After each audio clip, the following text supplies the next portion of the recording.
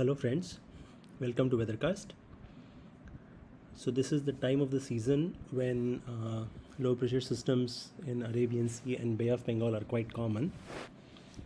So in today's video, uh, I'm going to talk about the hyperactivity that is going on in the Arabian Sea and what is expected in the next few days. Okay, so this is a satellite image as of today, which is May 11th, 2021. And you can see that there is a lot of convective activity in the Arabian Sea region, especially the South Arabian Sea, okay, spanning the entire area from Somalia coast all the way to the Kerala coast. There is a lot of dispersed cloud bands. So of course, low pressure has not formed yet, but the indications are that under the action of this convective activity, low pressure is likely to form.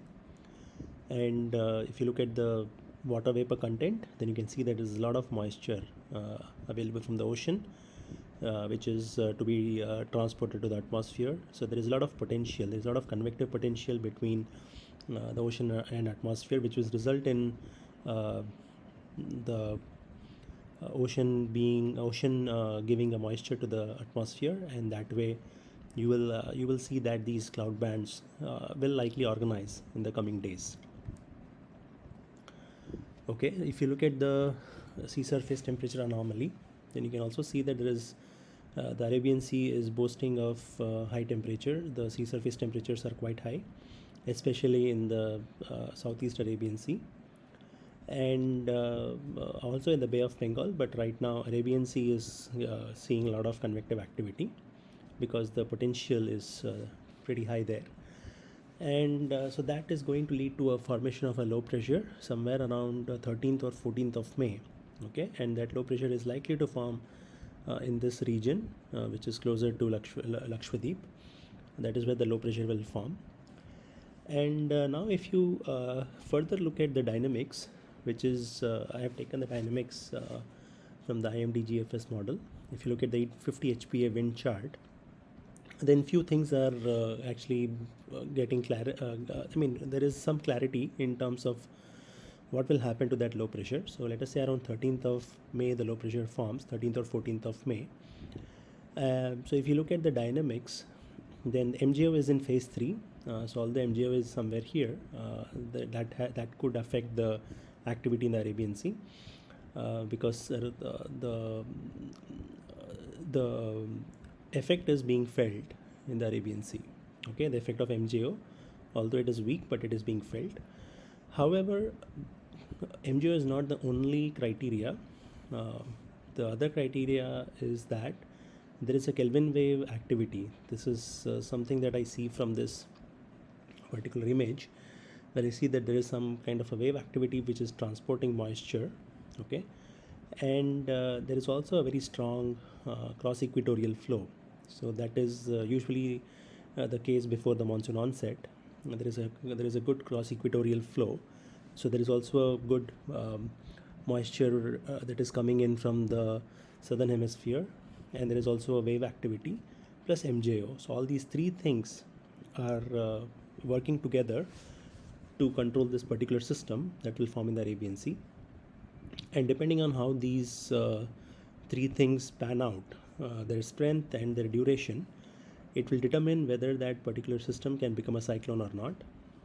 And as of now, all models are indicating that there is a high probability of a cyclone formation somewhere in the Southeast Arabian Sea. The track is not clear because the location matters, because if it forms very close to the Indian coastline, then it will go parallel to the coast somewhere towards Gujarat or Pakistan.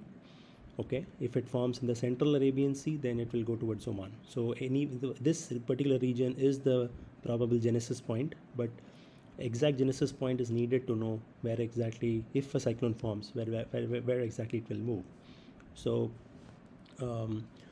I think there is going to be a lot of interest of course from IMD as well as other agencies, and they will be keeping a track of how the Arabian Sea system behaves, because formation of a low pressure is very likely.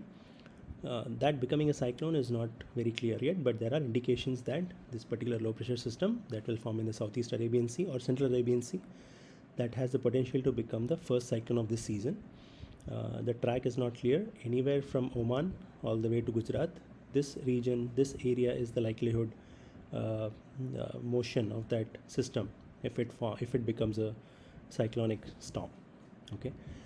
And of course, this is also good news, is that this particular cross equatorial flow is getting streamlined, and that will also activate the Arabian Sea as well as the Bay of Bengal branch of the monsoon. So we could expect monsoon making onset in the South Andaman Sea pretty soon, hopefully by May 20th, which is on time arrival. And even if the cyclone forms, I don't think the monsoon onset over Kerala will get delayed. So there is still a very good chance that we will have an on-time arrival of the monsoon. And these kind of activity actually push the monsoon trough upwards, because there is a lot of cyclonic vorticity deposition.